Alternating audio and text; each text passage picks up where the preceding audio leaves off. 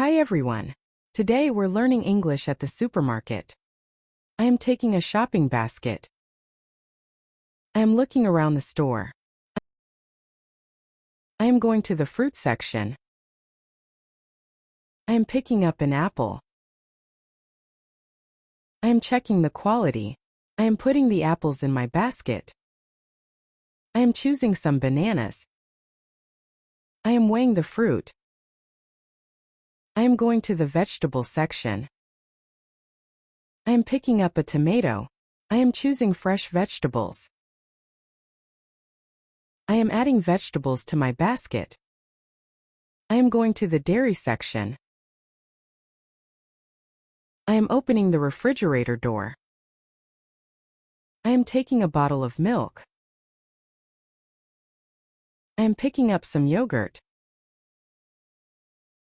I am going to the checkout counter. I am waiting in line.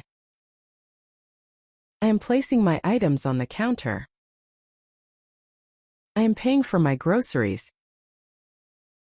I am collecting the receipt. I am carrying my shopping bags.